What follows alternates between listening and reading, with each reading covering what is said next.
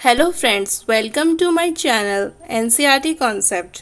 Previous video में हमने देखा था कि बाइनरी फ्यूजन क्या होता है, थोड़ा सा इंट्रोडक्शन देखा था ये सेक्सुअल रिप्रोडक्शन का, बर्डिंग देखी थी। अब हम थोड़ा उसका एक्सप्लेनेशन जो नेक्स्ट पेज में दे रखा है वो जान लेते हैं। बाइनरी फ्यूजन को यहाँ पे डिफाइन किया गया इस पैराग्राफ की फर्स्ट लाइन में कि ज़्यादातर कौन सा ऑर्गेनिज्म शो करते हैं, सिंगल सेल्ड। मैंने यह हाईलाइट किया है, स्क्रीन पे आप देख सकते हैं, ठीक है। फिर बाइनरी फ्यूजन, ब्लैक वर्ड्स तो मैंने हमेशा से बोला है वेरी इंपॉर्टेंट होते हैं एनसीईआरटी के। ब्लैक वर्ड्स के बारे में आपको पूरी नॉलेज होनी चाहिए, सारे ब्लैक वर्ड्स आपको याद होने चाहिए, ओके।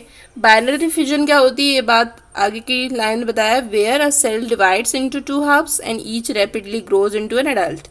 एग्जाम्पल भी बताया था, अमीबा एंड पैरामीशियम। ईस्ट में क्या होता है, ये हमने प्रीवियस वीडियो में बहुत अच्छे से देखी थी प्रोसेस। बडिंग शो करता है, यहाँ पे अनइक्वल स्मॉल बर्ड डेवलप होती है पेरेंट बॉडी की और फिर वो डिटैच हो जाती है, वही डिफाइन किया है यहाँ पे। The division is unequal and small buds are produce that remain attached initially to the parent cell which eventually gets separated and mature into newest. That is the definition of budding, okay. Now एक special process जो अब आपको तीसरी ये sexual reproduction की process याद रखनी है इसमें, वो है स्पोरुलेशन और इंसिस्टेशन। यहाँ पे आप ब्लैक वर्ड्स देख सकते हैं। पहला जो इंसिस्टेशन से पहले की जो 3 लाइनें लिखी हैं वो उसकी डेफिनेशन बताई है। अनफेवरेबल जब कंडीशन आती है, ये अमीबा का यहाँ पे इन्होंने बताया है कि अनफेवरेबल कंडीशन जब आती है, जैसे कि उसके अकॉर्डिंग वो अच्छे से उस एनवायरनमेंट में नहीं ग्रो कर सकता है, तो वो कंडीशन उस ऑर्गेनिज्म के लिए अनफेवरेबल हो जाती हैं, ठीक है। अनफेवरेबल कंडीशन में अमीबा क्या करता है, अपने जो स्यूडोपोडिया होते हैं, स्यूडोपोडिया उसके हमने देखा था उसका डायग्राम कुछ इस तरीके से होता है और ये उसके स्यूडोपोडिया होते हैं, ठीक है। अब ये स्यूडोपोडिया को वो एक मतलब शेप में सारे स्यूडोपोडिया को विड्रॉ कर देता है, हटा देता है और अपने आसपास 3 लेयर्ड स्ट्रक्चर डेवलप्ड कर लेता है। इन 3 लेयर्ड स्ट्रक्चर के डेवलपमेंट के फिनोमेना को ही हम इंसिस्टेशन कहते हैं। एक सिस्ट बना रहा है ये, ठीक है। सिस्ट मतलब एक कवरिंग, 3 लेयर की हार्ड कवरिंग और सिस्ट के डेवलपमेंट को अपने आसपास अमीबा के अपने आसपास करना, इसी फिनोमेना को इंसिस्टेशन या डिफाइन किया गया है। अब स्पोरुलेशन जो नेक्स्ट ब्लैक वर्ड है वो क्या है, स्पोरुलेशन इंसिस्टेशन का ही जैसे मतलब इंसिस्टेशन प्रोसेस कब हुई, अनफेवरेबल में। ये बात आपको 2 पॉइंट डिफरेंस में याद रखने हैं कि इंसिस्टेशन कब हो रही है, अनफेवरेबल में हो रही है, वहीं स्पोरुलेशन हो रही है फेवरेबल कंडीशन। अब अनफेवरेबल कंडीशन रही तब तक वो किस फॉर्म में रहा, एक सिस्ट कवर में रहा, ठीक है, सिस्ट फॉर्म में रहा। अब जैसे ही फेवरेबल कंडीशन तो आएंगी कभी ना कभी, तो फेवरेबल कंडीशन आई तो उसने क्या किया, अपने आसपास जो वो कवर था और अपने अंदर जितने दिन वो अनफेवरेबल कंडीशन और अंदर ही अंदर अपने आप को डिवाइड करता रहा, छोटे छोटे छोटे छोटे स्पोर्स में उसने तोड़ लिया अमीबा ने अपने आप को। उन स्पोर्स को यहाँ पे बताया है, मैंने यहाँ पे अंडरलाइन किया है, pseudopodospores, the minute amoeba which is developed due to multiple fission during unfavorable condition inside the cyst, okay, these spores are called pseudopodiospores, okay.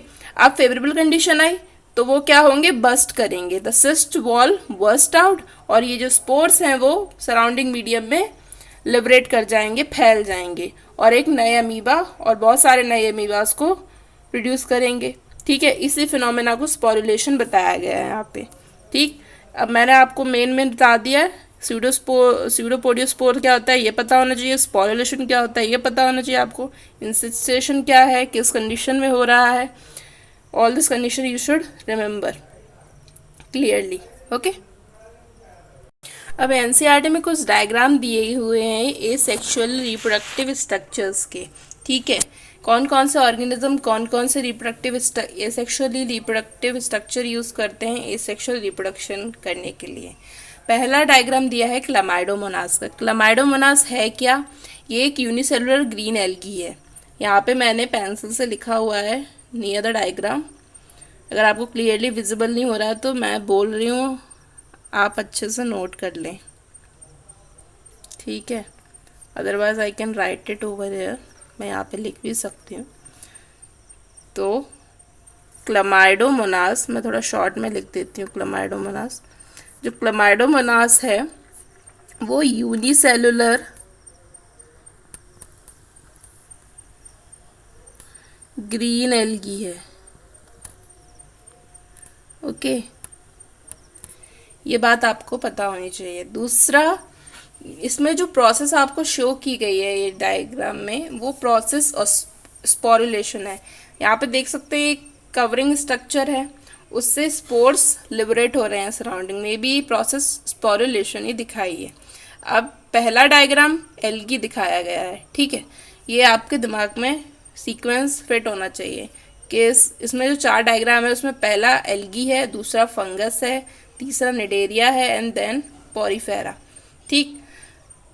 अब यहाँ पे जो स्पोर्स, मेन चीज़ हमें पता होनी चाहिए कि ये सेक्सुअली रिप्रोडक्टिव स्ट्रक्चर क्या है। यहाँ पे क्या है वो है जूस्पोर। अब जो जूस्पोर है, जूस्पोर जो है उसके बारे में थोड़ा जान लें। पहली बात, ये मोटाइल होता है। आप इसके स्ट्रक्चर से ही देख सकते हैं, इसमें फ्लैजुला दिख रहे होंगे आपको। 2 फ्लैजुला प्रेजेंट है तो ये मूव कर सकता है इजीली, कहीं भी मूव, फ्लोट करके कहीं भी मूव कर सकता है, तो मोटाइल है। दूसरा, एंडोजिनसली प्रोड्यूस। एंडोजिनसली मतलब होता है किसी बॉडी के अंदर बनना, ठीक है, किसी बॉडी के अंदर बनना। अब यहाँ पे एक बॉडी जैसी, एक यहाँ पे आप देखें तो एक स्ट्रक्चर बना है कवरिंग बॉल जैसा, उसके अंदर ये बन रहे हैं। उस सैक लाइक स्ट्रक्चर को बोलते हैं हम जूस्पोरेंजियम। ये किसी बॉडी के अंदर बन रहा है, इसलिए स्पोर को बोला जूस्पोर, एंडोजिनसली डेवलप, ठीक है। यही इंपॉर्टेंट पॉइंट्स है जो आपको पता होने चाहिए अबाउट द क्लमाइडोमोनास इस पेज और इस चैप्टर के रिस्पेक्ट में। दूसरी बात, हम बात करते हैं पेनिसिलियम की। अब नेक्स्ट डायग्राम पेनिसिलियम दिया हुआ है। पेनिसिलियम में क्या होता है, ये एक फंगस है, पहली बात आपको ये पता होनी चाहिए। पेनिसिलियम एक फंगस, पेनिसिलियम एक फंगस है। ये एक केमिकल सिक्रीट करता है पेनिसिलिन, जो हम ह्यूमन बीइंग के लिए एक एंटीबायोटिक की तरह काम करता है, ओके। अब यहाँ पे स्पोर्स यहाँ पे लेबल्ड किए हैं इन्होंने, दैट इज कुनिडिया। कुनिडिया बहुत कॉमन स्पोर है फंगस का, ये बात मैं आपको आगे बताऊंगी, ठीक है। नॉन मोटाइल होते हैं ये। क्यों नॉन मोटाइल हैं, आप देख सकते हैं ये किसी बॉडी से अटैच है और इनके पास कोई फ्लैजुला लाइक स्ट्रक्चर भी नहीं है। सो कुनिडिया के बारे में बताऊं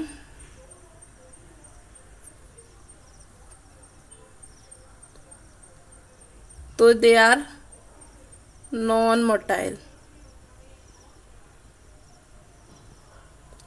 ओके।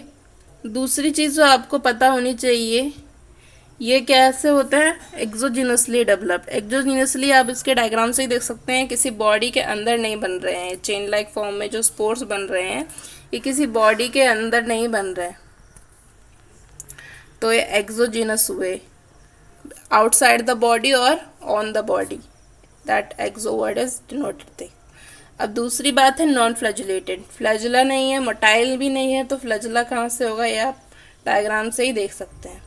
कुछ मैंने यहाँ पे अदर लेबलिंग्स भी की हैं, जैसे कि स्ट्रेगमाटा और कोनिडियोफोर। कोनिडियोफोर जिस पे कोनिडिया लग रहे हैं उसको हम फंगस में जो स्ट्रक्चर जिस टाइप के स्पोर्स को वियर करता है उस टाइप के, उसी स्पोर्स के नाम से उस स्ट्रक्चर को नाम दे दिया। अब यहाँ पे कोनिडिया वियर कर रहा है, देन हम क्या कहेंगे, कोनिडियोफोर।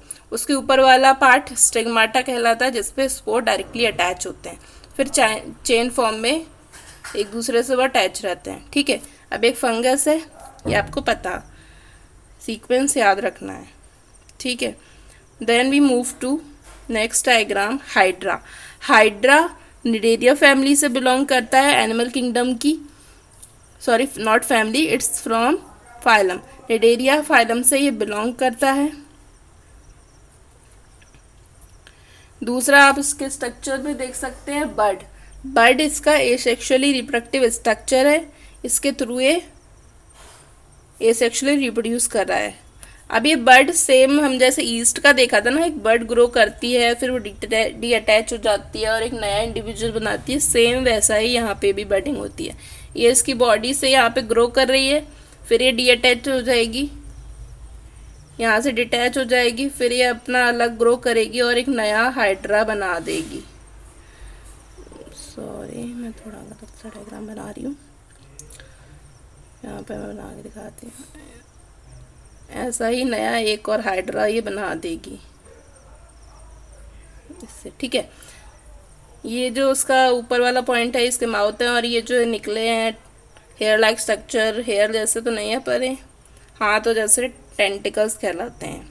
ये अपने प्रेडेटर को पकड़ने में काम यूज़ करता है और मूवमेंट में भी यूज़ करता है। वैसे तो ये सरफेस ससाइल होता है, सरफेस से अटैच रहता है। एनिमल किंगडम में इसकी कई फॉर्म्स देखते हैं पिछले चैप्टर में, पिछले क्लास में आपने अच्छे से देखा होगा।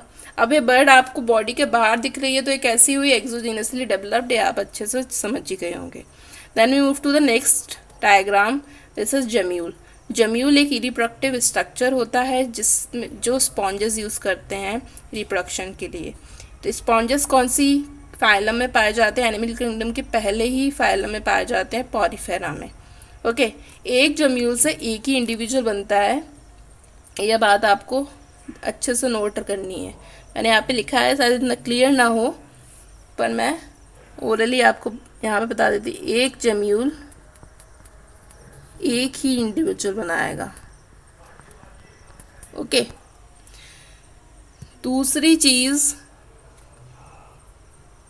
ये एंडोजिनसली प्रोड्यूस हो रहे हैं। आप देख सकते हैं ये कैसे एक बॉडी एक किसी कवरिंग के अंदर है, उसके अंदर ये मेन पार्ट होता है जो एक इंडिविजुअल बना रहा है, और ये उसके प्रोटेक्शन में कवरिंग है। तो एक एंडोजीनसली प्रोड्यूस होने वाले हैं। इसके ये छोटे छोटे सेल्स जो आप देख रहे हैं अंदर, ये छोटे छोटे गोल राउंड दैट इज आर्क्यूसाइट्स। ये आर्क्यूसाइट्स होती हैं। आर्क्यूसाइट के पास कैपेबिलिटी होती है किसी भी ऑर्गन, किसी भी पार्ट को बनाने की, ठीक। पॉरीफेरा से बिलोंग करता है। This point you should remember in this. यही है इसके बारे में। आगे हम कुछ और डिस्कस करेंगे इसी पॉइंट से रिलेटेड, ए सेक्सुअली रिप्रोडक्टिव स्ट्रक्चर से। ओके, अब जो पेज नंबर 7 में पैराग्राफ दिया है उसमें जो फर्स्ट पार्ट है पैराग्राफ का वो स्पोर्ट्स से रिलेटेड है। इन्होंने बताया कि member of kingdom fungi and simple plants such as algae reproduce through asexual reproductive structure. ये हमने पता चल गया कि किंगडम फंजाई के और जो सिंपल प्लांट में हम एल्गी को ही जानते हैं, सिंपल जिनमें ऑर्गेनाइजेशन मिलता है बॉडी का, ठीक है। ये ज़्यादातर एसेक्सुअली रिप्रोडक्टिव स्ट्रक्चर्स के थ्रू ही रिप्रोड्यूस करते हैं। अब मोस्ट कॉमन किसमें कौन से हैं ये मैंने आपको यहाँ पे शॉर्ट में भी लिखा है और इस पैराग्राफ के बचे हुए पार्ट में यही बताया है। ज़ूस्पोर, यहाँ पे ब्लैक बर्ड दिख रहा है आपको, एक माइक्रोस्कोपिक मोटाइल स्ट्रक्चर है जो किस में कॉमन है, एल्गी में। एल्गी में बहुत कॉमन, अगर आपसे जनरली कभी क्वेश्चन आ जाए कि बताइए कि मोस्ट कॉमनली मतलब यार एल्गी किससे ज़्यादातर रिप्रोड्यूस करती है, तो वो कॉमन स्पोर ज़ूस्पोर होगा। ओके, तो I have written here algae का जो मोस्ट कॉमन स्पोर है वो है ज़ूस्पोर।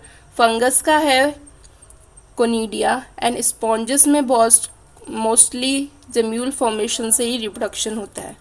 और यहाँ पे बर्ड भी दिखाया है, बर्ड हाइड्रा में, ठीक है। तो मोस्ट कॉमन जो है वो मैंने आपको यहाँ पे रिटर्न करके दिखाया है, clear. Then we move to the next portion of the asexual reproduction that is vegetative propagation. आगे के पैराग्राफ में वेजिटेटिव प्रोपोगेशन बताया है कि व्हाट इज वेजिटेटिव प्रोपोगेशन। ये भी एक टाइप का एसेक्सुअल ही रिप्रोडक्शन है, पर इसमें प्लांट में तो आप क्लियरली वर्ड यूज़ कर सकते हैं वेजिटेटिव, ठीक है, पर वेजिटेटिव रिप्रोडक्शन एसेक्सुअल है, आप प्लांट में क्लियर बता सकते हैं। पर अदर जो सिंपल ऑर्गेनिजम्स हैं या एनिमल्स हैं, आप उसमें थोड़ा सा कन्फ्यूजन रहता है एसेक्सुअल वर्ड ठीक है, यूज़ करने में as a vegetative. Vegetative word plant में तो हम करते ही है, पर एसेक्सुअल का यूज़ बहुत ही कंफ्यूजिंग है एनिमल्स में और अदर सिंपल ऑर्गेनिजम्स में। प्लांट में हम उसको वेजिटेटिव रिप्रोडक्शन से नाम देते हैं, ठीक है। वेजिटेटिव रिप्रोडक्शन फ्रीक्वेंटली यूज़ किया जाता है, क्लियर, फ्रीक्वेंटली यूज़ किया जाता है। और जो पार्ट, जो यूनिट प्लांट की या वो प्लांट की वो यूनिट या वो पार्ट जो वेजिटेटिव रिप्रोडक्शन कर रही है, that part is called vegetative propagule. Okay, अब वेजिटेटिव प्रोपिग्यूल्स कौन कौन से हैं ये हम अब जानेंगे। ओके, यहाँ पे आप देख सकते हैं, दे रखा है ब्लैक वर्ड्स में, runner, rhizome, sucker, tuber, offset, bird. Now we will discuss ये होते क्या हैं, कैसे आप आइडेंटिफाई करेंगे कि रनर है, ये सकर है, राइजोम है। तो मैं आपको डायग्राम की तरफ ले चलती हूँ कि how you get identify that which is this vegetative propagule. Okay, अब पहला डायग्राम दिया है पोटैटो का। ओके, पोटैटो का डायग्राम में आप देख सकते हैं, पोटैटो क्या होती है, पहली बात आपको ये बताना चाहिए, एक अंडरग्राउंड स्टेम है। अब स्टेम है तो स्टेम के फीचर मिलेंगे आपको इसमें। अब ये जो आई पार्ट, यहाँ पे जो छोटे छोटे गड्ढे से होते हैं पोटैटो के सरफेस पे, वो उन्हें आई बोलते हैं। अब इन आई से डेवलप जो होने वाली बर्ड है उसे आई बर्ड बोलते हैं। ये एक तरीके की एक्सिलरी बर्ड होती है, ठीक है।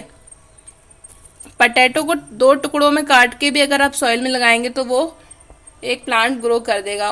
उस पार्ट में बर्ड होनी चाहिए, वह तभी वो पार्ट ग्रो करेगा, ठीक है। अब जो ग्रोइंग पार्ट है वो क्या है, आई बर्ड।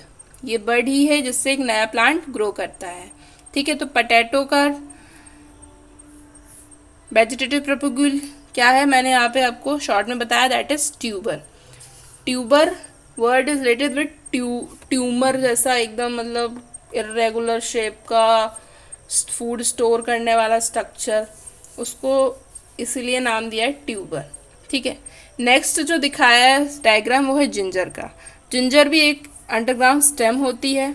इसमें भी आप देख सकते हैं नोड है, बड है, एडवेंटिशियस रूट शो की गई हैं। एडवेंटिशियस क्यों बोला है, क्योंकि ये नॉर्मल अपनी जो रूट जहाँ से ओरिजिनेट होती है, बेसल पार्ट ऑफ स्टेम, या हम बात करें एक सीड के, तो उसके रेडिकल से जो जनरेट होती है, पर ये वहाँ से नहीं हो रही है, अदर देन द रेडिकल से जनरेट हो रही है, then we called it adventitious. इसलिए हमने इनको यहाँ एडवेंटिशियस रूट बोला।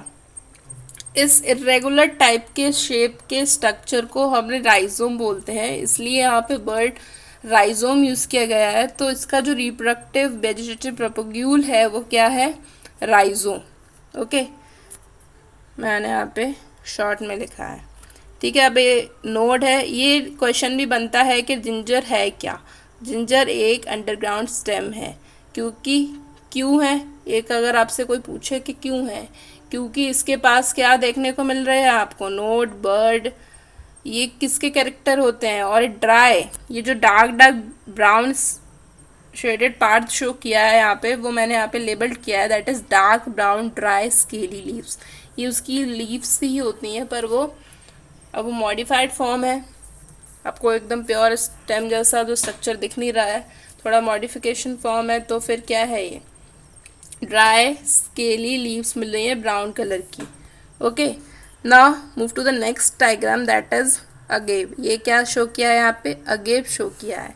अगेव भी देखते हैं हम, और अनियन में भी देखते हैं सेम चीज़, गार्लिक, अनियन, अगेव। आप अदर एग्जाम्पल्स भी नोट कर सकते हैं। यहाँ पे जो शो किया है वो ये भी किया है, पर मैं आपको अदर भी बता देती हूँ, अनियन है, गार्लिक है, वहाँ पे भी सेम प्रोसेस होता है, बल्ब के थ्रू वेजिटेटिव रिप्रोडक्शन। हम उसके बल्ब को लेते हैं और ग्रो कर देते हैं सॉइल में, and we got a new plant. Bulbil bird भी इसके स्ट्रक्चर को देख के बल्बिल यूज़ किया जाता है वर्ड का, ठीक है। बल्ब जैसा स्ट्रक्चर है ना, that's why we are called it bulbil. Next is bryophyllum. Bryophyllum leaf है, लीफ के ऊपर बर्ड मिल रही है, तो एक नॉर्मल बात तो नहीं हुई, तो ये कैसी हुई बात, एडवेंटिशियस बात हो गई। सो एडवेंटिशियस बर्ड एबनॉर्मल चीज़ों के लिए यूज़ किया जाता है प्लांट्स में, जहाँ एबनॉर्मली कोई चीज़ ग्रो कर रही है, मतलब नेचुरल प्लेस उसकी वो नहीं है ग्रो करने की, पर वो कहीं और ग्रो करिए, देन वी यूज़ एडवेंटिशियस। अभी जो लीफ बर्ड है, ऐसे तो कभी किसी पेड़ में आपने नेचुरल नॉर्मली नहीं देखा होगा कि लीफ में भी बर्ड्स निकल रही हैं, तो ये कैसी हुई, एडवेंटिशियस बर्ड हुई। सो ब्रायोफाइलम में जो वेजिटेटिव प्रोपोगेशन होता है वो लीफ बर्ड के थ्रू होता है। आपको स्ट्रक्चर से मालूम होना चाहिए कि कैसा होता है leaf bud. Then we move to the आइकॉनिया। कॉर्निया को वाटर हाइसेंथ भी बोलते हैं। ओके, आगे के पेज में, आगे नेक्स्ट पेज में आप देखेंगे कि वाटर हाइसेंथ से बंगाल में भुखमरी हो गई थी। क्यों हो गई थी भुखमरी? क्योंकि ये बंगाल का जो मेन स्टेपल फूड है वो क्या है, फिश। अब ये पॉन्ड्स में ग्रो करता है, ऐसे पॉन्ड्स में जिसमें पानी फ्लो नहीं करता नॉर्मली, मतलब स्टेगनेंट वाटर होता है, जहाँ पानी जमा रहता है वहाँ पे ग्रो करता है। और मछलियों को ये ऑक्सीजन नहीं, पूरी ऑक्सीजन इसने एब्जॉर्ब कर ली, तो मछलियों को नहीं मिली तो मर गई। तो मैं आपको अच्छे से बताऊंगी नेक्स्ट पेज में। तो अभी आपको इतना पता होना चाहिए कि ऐसी जगह पे ग्रो करता है जहाँ पे पानी रुका हुआ हो। अब ऑफसेट आगे मैं बताऊंगी रनर क्या होता है, ठीक है। रनर के जैसा ही ऑफसेट होता है। ऑफसेट वर्ड हमने वाटर प्लांट्स के लिए यूज़ कर दिया, और रनर हम टेरेस्ट्रियल प्लांट्स के लिए यूज़ कर लेंगे। अगर आप उसकी ग्रोथ और स्ट्रक्चर देखेंगे तो they are same. Okay, offset, दो पेड़ों के बीच के पार्ट को ऑफसेट बोलते हैं। प्लांट्स के पार्ट, आप यहाँ पे लेबलिंग भी देख सकते हैं ऑफसेट क्या है। और यही इसी के थ्रू ये वेजिटेटिव प्रोपोगेशन शो हो रहा है यहाँ पे। Got it. अदर एग्जाम्पल भी है ऑफसेट का, पिस्टिया। पिस्टिया को वाटर लेट्यूस बोला है। इसके जो पत्ते हैं वो पालक जैसे होते हैं, लेट्यूस जैसे होते हैं, then we called it water lettuce. Okay, ये डायग्राम यहाँ पे दिए हैं। अदर उनके बारे में, अदर वेजिटेटिव प्रोपोगेल्स को यहाँ डिस्कस करें, मैंने यहाँ पे आपको शॉर्ट में लिखा है। गेव का बल्ब, ब्रायोफाइलम का लीफ बर्ड, आइकॉनिया का ऑफसेट, पिस्टिया का भी ऑफसेट। Grass, runner. ग्रास में किसके थ्रू होता है, रनर। रनर का जो स्ट्रक्चर आप देखेंगे वो एग्जैक्टली सेम होता है ऑफसेट की तरह, वो भी ऐसे ही ग्रो करते हैं। एक दो प्लांट्स के बीच के पार्ट को रनर बोलते हैं, वो कनेक्ट रहते हैं दो प्लांट, उस पार्ट को रनर बोला। रनर वर्ड आप रनिंग से भी यूज़ कर सकते हैं। ग्रास कैसे ग्रो करती है, फैलती रहती है, एकदम दौड़ रही है, ऐसी ग्रोथ होती है उसकी। तो रनर वर्ड आप ग्रास को इस तरीके से थोड़ा याद कर सकते हैं। ये मेरा तरीका है कि ग्रास एकदम फैली हुई रहती है, तो ये मेरा तरीका है। आप अपने तरीके से भी याद रख सकते हैं कि रनर, रनिंग मतलब दौड़ रही है, इतनी फास्ट ग्रोथ है। ओके, तो ये इंटरनोड पार्ट होता है, ठीक। इंटरनोड पार्ट होता है दो रूट नोड्स के बीच का पार्ट को, ये इंटरनोड है, और यही इसी को हमने रनर नाम दिया है, और एक ग्रासेस में मिलता है, ठीक। नेक्स्ट है सकर, जो पैराग्राफ में डिफाइन किया था। सकर जो है वो क्रिस्थमम एक प्लांट है जिसके बहुत बड़े बड़े फूल होते हैं और बहुत ही सुंदर फूल होता है, अगर आप कभी गूगल पे सर्च मारें। और अदर एग्जाम्पल है पाइनएप्पल और क्रिस्थमम में सकर देखने को मिलता है। अब मैं आपको थोड़ा शो कर देती हूँ कि किस तरीके का ग्रोथ होता है सकर का, किसको हम सकर बोलते हैं। ओके, तो मैं आपको यहाँ पे शो कर देती हूँ। सकर जैसे कि एक प्लांट है, यहाँ पे ये एक प्लांट है, ये सॉइल सरफेस यहाँ पे मैं दिखा देती हूँ। अब ये प्लांट है, ये रूट्स हैं उसकी। प्लांट के ये जो नोडल पार्ट है, यहीं से वो ग्रो करती है, और पहले तो वो अंडर सॉइल होती है, देन इट विल मूव अब द सॉइल, और आगे जाके एक नया प्लांट ग्रो कर देती है। ये एक प्लांट था, ग्रो कर दिया। अब ये प्लांट आगे फिर बढ़ेगा, फिर इससे निकलेगी, फिर ये ऐसे, तो इस तरीके का कुछ ग्रोथ शो मिलता है, मतलब ऊपर से नीचे फिर एक मिल गया। तो इस तरीके का जो ग्रोथ है वो सकर कहलाता है, रिप्रोडक्टिव प्रोपेग्यूल। अंडरग्राउंड पार्ट जो होता है ना स्टेम का, उसके एक्सिलरी उसकी एक्सिलरी वर्ड से ये सकर डेवलप होता है, और रनर इंटरनोड होती है। ठीक है, नोडल पार्ट से डेवलप हो रही है और सकर एक्सिलरी बर्ड की तरह डेवलप हो रही है। तो आपको ये याद रखना है किस रीजन से, अंडरग्राउंड पार्ट जो है प्लांट के स्टेम का। ठीक है, यही है, यहाँ पे ऑब्लिक ग्रोथ हो रही है और वहाँ पे स्ट्रेट, और सॉइल के सरफेस से बिल्कुल लाइन बाय लाइन सॉइल के सरफेस से अटैच है। ये मैं आपको एक बार रनर का भी दिखा देती हूँ। रनर का आपने ग्रास देखी होगी, ये ग्रास की रूट्स हैं और ये ग्रास निकली हुई है। यहाँ पे सॉइल के सरफेस से ही वो अटैच होता है और फिर एक नया ग्रास निकला होता है, फिर ये आगे ग्रो किया, फिर ये ग्रास निकला। तो इस तरीके का ग्रोथ होता है रनर में, वो बिल्कुल सॉइल सरफेस से लग के ग्रोथ हो रही है। और शक्कर में अंडरग्राउंड से ओब्लिक ग्रोथ करके वो बाहर निकल, तो फाइनली बाहर ही रहा है प्लांट, ग्रो तो वो बाहर ही कर रहा है, पर पार्ट जो शक्कर वाला पार्ट है वो अंडरग्राउंड ग्रो कर रहा है। ओके, तो यही जो एनसीईआरटी में वेजिटेटिव प्रोपेग्यूल डिस्कस किए हैं ये पूरे मैंने आपको बता दिए। Then we move to the next page. Okay, अब हम पेज नंबर 8 में प्रेजेंट जितना भी पोर्शन है एसेक्सुअल रिप्रोडक्शन का वो डिस्कस करेंगे। इस पेज के सबसे पहले ही पैराग्राफ में दे रखा है एक और प्रोसेस एसेक्सुअल रिप्रोडक्शन की। ठीक है, तो हम डिस्कस करते हैं। मैंने यहाँ साइड में लिखा है फ्रेगमेंटेशन, आप एनसीईआरटी में भी डार्क वर्ड को देख सकते हैं, फ्रेगमेंटेशन। इस पैराग्राफ में उसी प्रोसेस को डिफाइन किया है। Obviously since the formation of this structure do not evolve to parent, the process involve is asexual.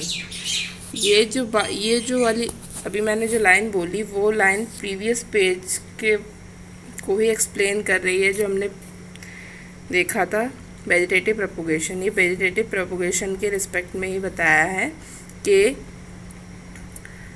हमने देखा कि वेजिटेटिव प्रोपोगेशन में दो पेरेंट इन्वॉल्व नहीं हो रहे, तो उसमें एक क्वेश्चन पूछा था कि आप एसेक्सुअल रिप्रोडक्शन कह सकते हैं कि वेजिटेटिव प्रोपोगेशन को, तो एनसीईआरटी ने ही जवाब दिया हाँ कह सकते हैं, क्योंकि इसमें क्या है, पेरेंट दो नहीं है इन्वॉल्व, इसलिए हमने इसको एसेक्सुअल बोला। अब हम फ्रेगमेंटेशन की बात करेंगे। In some organism if the body break into distinct pieces fragments, उन pieces को क्या नाम दिया या हम क्या कहते हैं, fragment। ठीक है, each fragment grow into an adult capable of producing offspring, example hydra। Hydra में जो उस टाइम प्रोसेस दिखाई गई थी वो एक्चुअली थी तो बडिंग, पर बडिंग के अलावा हाइड्रा एक और प्रोसेस शो करता है, वो है फ्रेगमेंटेशन। यहाँ पे एग्जांपल दे रखा है, you can easily see here. Hydra में भी फ्रेगमेंटेशन दिखाते हैं। अब ये क्या बता रही है डेफिनेशन, मैं आपको हिंदी में समझाती हूँ। इन्होंने कहा कि जब कुछ ऑर्गेनिज्म किस तरीके से रिप्रोड्यूस कर रहे हैं, वो अपनी बॉडी को, वो क्या करते हैं, अपनी बॉडी को तोड़ लेते हैं। द ब्रेक देयर बॉडी, जैसे कोई भी मैंने एक नॉर्मल ये किसी भी ऑर्गेनिज्म को बता दिया, ठीक है। अब एक ऑर्गेनिज्म है, ये क्या करेगा, अपने आप को टुकड़ों में तोड़ लेगा, छोटे। अब जैसे ये है, इसने अपने आप को ऐसे तोड़ा, ऐसे भी कुछ तोड़ते हैं, काटते हैं अपने आप को, ठीक है। वो ट्रांसवर्स लॉन्गिट्यूडनल देखा जाता है। ओके, अब इसने काटा,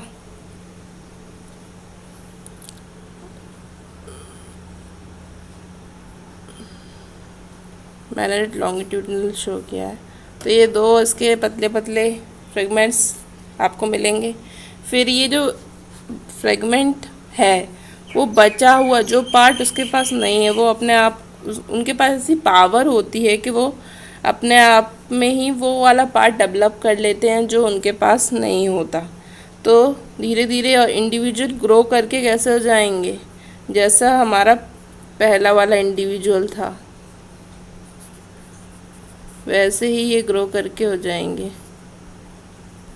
ओके, मैं आपको एक बार ट्रांसवर्स वाला भी दिखाती हूँ कि कैसे ट्रांसवर्स आप एग्जाम्पल और भी मैं अगर बताऊँ। अब यहाँ पे हाइड्रा दिया है तो मैं हाइड्रा का ही दिखा देती हूँ कि हाइड्रा में कैसे हो रहा है। Okay, so I will show you।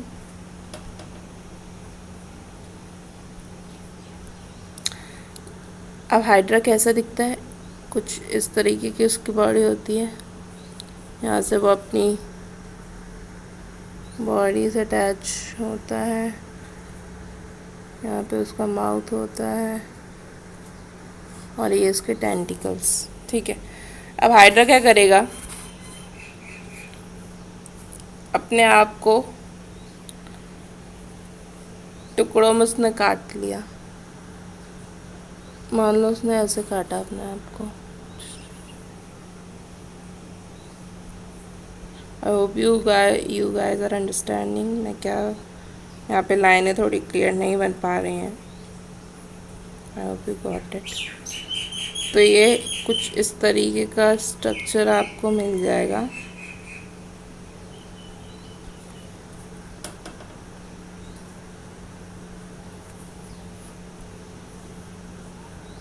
इस तरीके का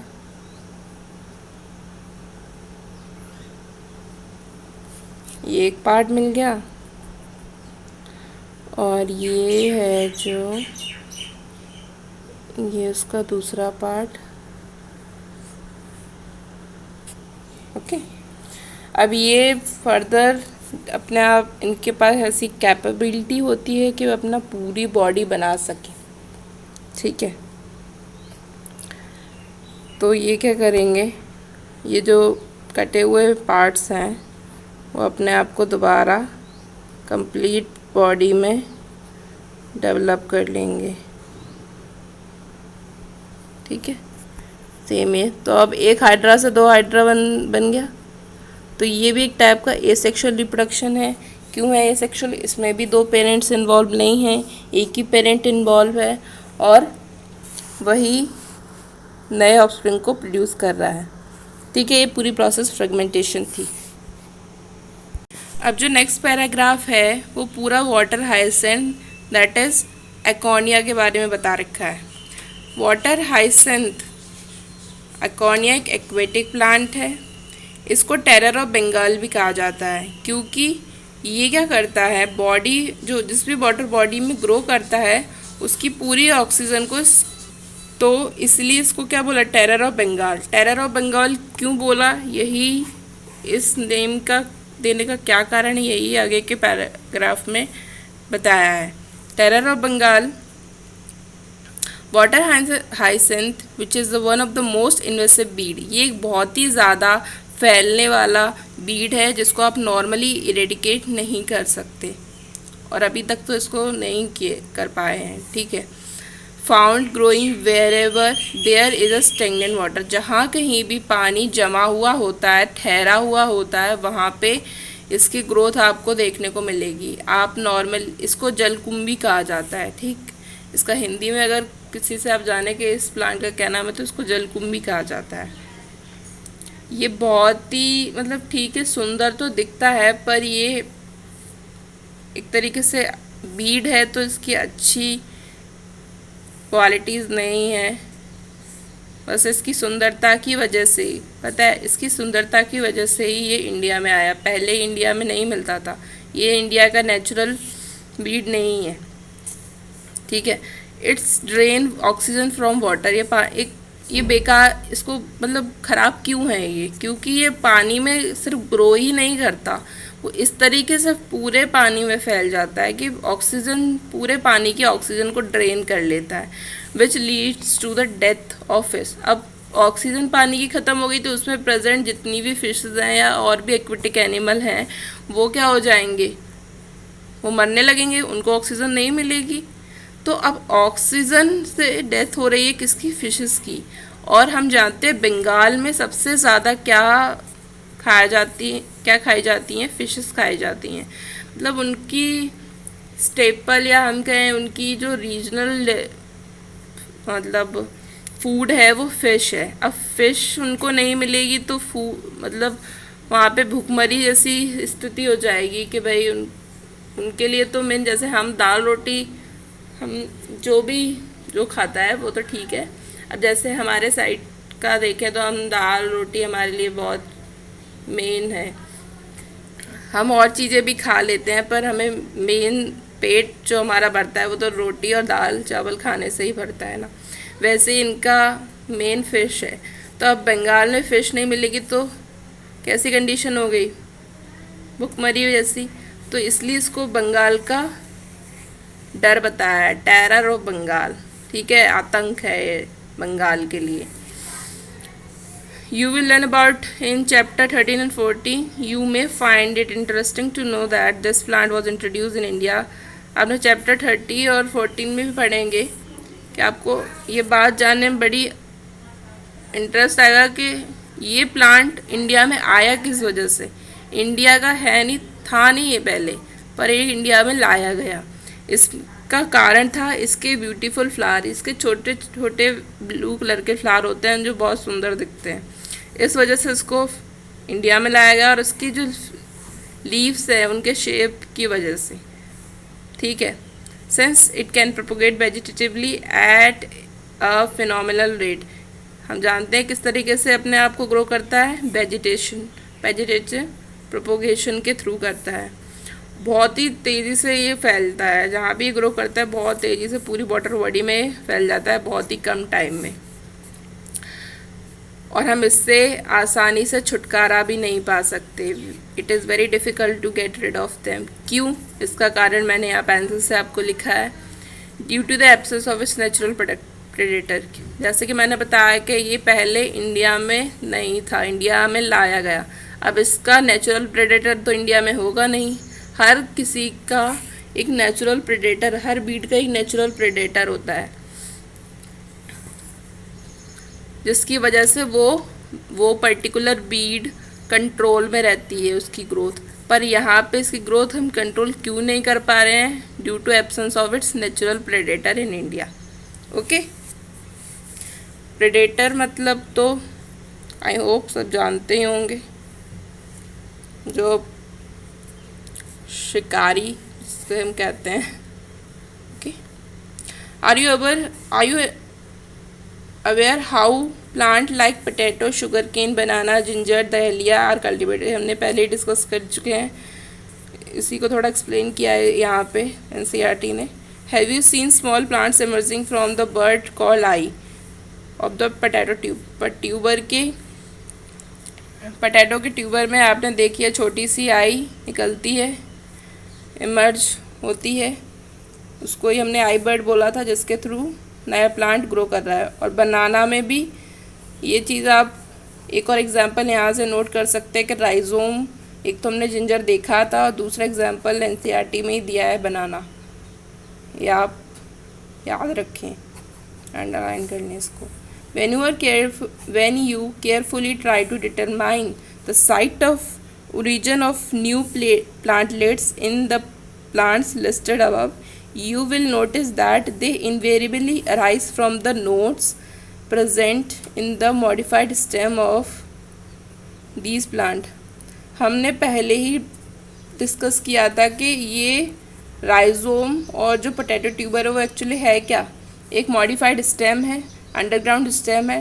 अब स्टेम है तो इनमें नोट्स होंगी, और आप अच्छे से देखेंगे, अगर आप ऑब्ज़र्व किया हो आपने, तो जो एक्सिलरी बर्ड मैंने बताया था आपको, एक्सिलरी बर्ड है, एक्सिलरी बर्ड नोड वाले पार्ट से ही ग्रो करती है।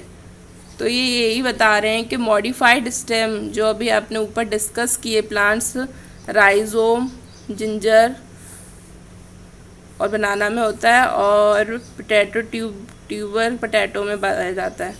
उसमें जो आई बर्ड निकलती है वो एक्सलरी बर्ड होती है। एक्सलरी बर्ड कहाँ से निकलती है? नोड से। ये पॉइंट आपको याद रखना है, ठीक है। When the node come in contact with temp soil और वाटर, जब ये जो नोड है वो पानी और सॉइल के कांटेक्ट में आती है तो वो क्या करती है? The produce root and new plant, वो रूट को ग्रो कर देती है एंड नया प्लांट हमें मिल जाता है। Adventitious bird rise from notches of present at the margin of leaves of Bryophyllum. ये ब्रायोफाइलम को बताया कि ब्रायोफाइलम की जो मार्जिन है वहाँ पे छोटे छोटे नॉच गड्ढे से होते हैं जिनसे एक्सलरी बर्ड निकलती है।